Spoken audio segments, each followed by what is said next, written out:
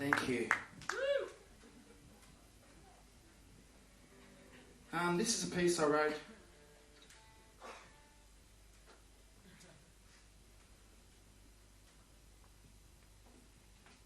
No, it's not. I wondered why you were looking at me. Who wrote it? No, I did write this. It's not the piece I thought it was. Okay, is that sweet? Yeah, cool. Thanks, Chris. No, this is a piece I wrote, not that last piece. That combines a lot of my favourite subjects. Falling in love in the 80s and the dangers of space travel. It's called 7 Dead Astronauts.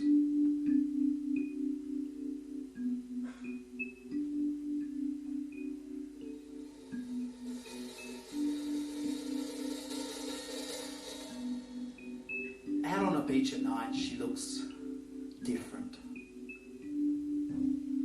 Sitting beside her on a beach at night, he looks different. He reaches into his pocket and he pulls out the year 1987. He goes to pass it to her, but she shakes her head and says, "No, I don't want it yet." So he throws it on the sand and says, "That's okay. Let's wait." 1987 sits there on the beach, tempting them in the moonlight like a clean pair of underwear. A fresh start. They share 3 qualities. 1, a love of pastel woolen jumpers, which they will deeply regret only a year later. 2, a distaste for beer. She will get over this and learn to love it. He will hate beer for life, but pretend to like it. And 3, an unhealthy obsession for the moment on January 28th, 1986, when America put 7 new stars into the sky. The 7 dead astronauts of the Challenger space shuttle disaster. 7 times he tries to kiss her that year. 7 times she turns away. 7 dead astronauts, 7 new stars in the sky. She'd been told by her grandmother as a child that the Earth was surrounded by a glass bubble, and that the planet was in fact an enormous snow dome in the hands of God. While watching the exploding space shuttle on TV, it was suddenly quite clear to her that Challenger had merely flown into the wall of the bubble. He writes a letter to NASA saying that although he personally thinks her grandmother's glass dome theory is highly implausible, it will give him great peace of mind they'll send a balloon up to the site of the explosion, just to see if there really is a hole, and to repair it if there is. He does this partly for her, and partly because he'd really like to be kissed before he turns 18, and partly because he can't stand the thought of God poking his curious fingers through.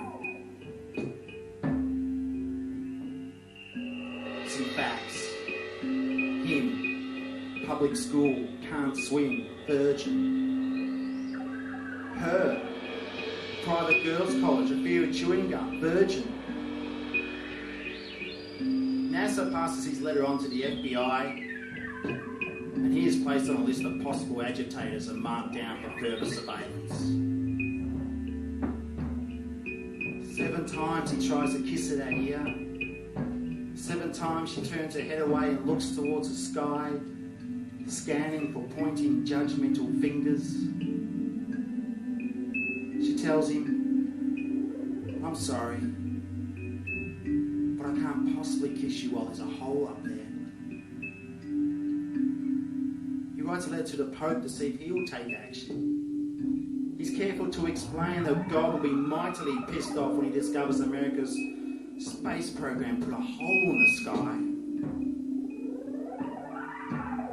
The Pope has a letter read to him by an assistant but falls asleep halfway through and no action is taken. She takes to using an umbrella, even even when it's not raining. The year passes, 7 dead astronauts remain dead. The hole in the sky remains unchecked.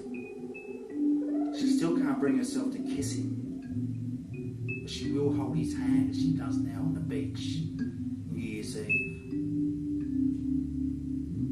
Out on the harbour, an FBI agent on a small fishing boat watches them through night vision binoculars. She crouches down to pick up the year 1987 and steps through a portal into that following year. He looks anxiously up at the sky for God's greasy fingers. The moon moves a quarter inch. 7 dead astronauts that turn to stars blink knowingly above him like prophets. One more wave dies on the beach. He just turns